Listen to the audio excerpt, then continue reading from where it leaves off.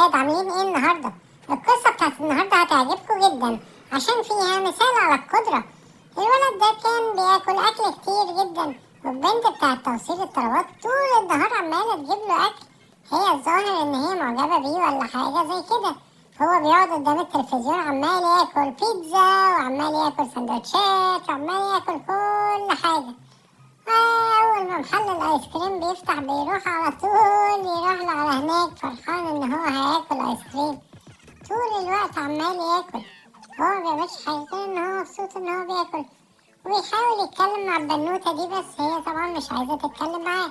كل الناس بتقوله أنت بقيت مليان قوي، مش مناسب إن أنت تقعد تشتغل معانا.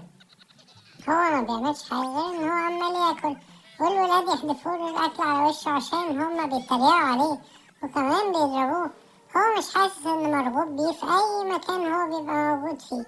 بيروح للمطعم، بيروح للكافيهات، هي دي الأماكن اللي بيحبها. لكن إن هو يعمل رياضة ما بيعملش ده. إيه ده؟ ده عايز يشترك في مسابقة رقص. ده واضح إن هو حصل له حاجة في دماغه. البنت طبعا معجبة بيه بس هي مش فاهمة إن هو مش شايفها، وبيتمرن على الرقص وبيجهز للمسابقة. والبنت كالعادة بتجيب له الأكل اللي هو بيحبه. قال لها بصي دي، أنا هشترك في مسابقة الرقص العالمية اللي موجودة دلوقتي. وفعلا راح وقف في طابور طويل لغاية لما اشترك في المسابقة. كل الناس بيستعرضوا رقصاتهم ويوروا الناس مهاراتهم، ولجنة التحكيم هي اللي بتحكم إذا كانوا يكملوا ولا ما يكملوش. الراجل ده واضح إن هو عنده مهارات كويسة جدا. انتوا ايه رأيكم؟ مين أحسن واحد رقص في الرقصة دي؟ طب يا ترى البطل بتاعنا هيعرف يرقص؟ أدينا هنشوف. واو، ده بيرقص حلو قوي، واضح إن عنده مهارات كتير. بس عشان هو مليان قالوا له انت بره، مع انه رقص احسن من اي واحد تاني يقدم في المسابقة. جاله واحد قال له انت لازم تخس كتير، انت عشان ترقص محتاج انك تخس ومحتاج انك تاكل اقل. تعالى هعلمك شوية مهارات في الرقص. قال له اهو بص ازاي بتتعمل كده. قال له واو، ده انت بترقص حلو قوي. وقعدوا يتفرجوا على افلام رقص، بس طول النهار قاعدين بياكلوا. الولد التاني طبعا بطنه وجعته من كتر الاكل، مش متعود ياكل الكمية دي. بس البطل بتاعنا النهاردة طول النهار بيحب ياكل.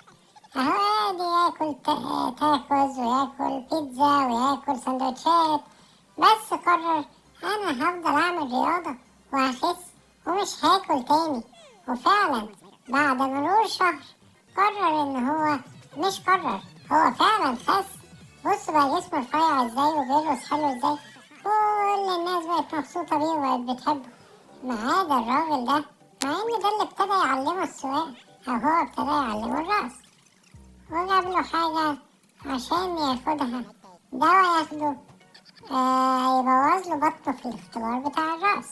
وفعلا اداله المية، وهو طبعا كان واثق فيه عشان هو بيحبه، بس هو ميعرفش ان حطله دواء في المية بتاعته. الولد اول ما قام على المسرح راح اغمى عليه ووقع، ومجهود المدة اللي فاتت دي كلها خلصت طبعا. الولد راح المستشفى، والتاني كان بيوريهم المهارات بتاعته وازاي بيرقص. وبعد ما الولد فاق قال لها ايه اللي حصل؟ قالت له مفيش حاجة، انت وقعت فاحنا نقلناك المستشفى، بس انا اللي جيت جنبك وكل الناس سابوك. رجع جاري على المسرح لقى الولد التاني هو اللي كسب جايزة المسابقة، وان مفيش حد جاله. هي الناس ما بتحبوش، بس الناس كانت بتشجعه وهو بيرقص بس، لكن دي الوحيدة اللي بتحبه بجد، وهي اللي أخدت بالها منه بعد ما رجع البيت. وطبعا بعد الموقف ده رجع ياكل وياكل وياكل تاني، ومبقاش بيعمل حاجة في حياته غير إن هو بياكل.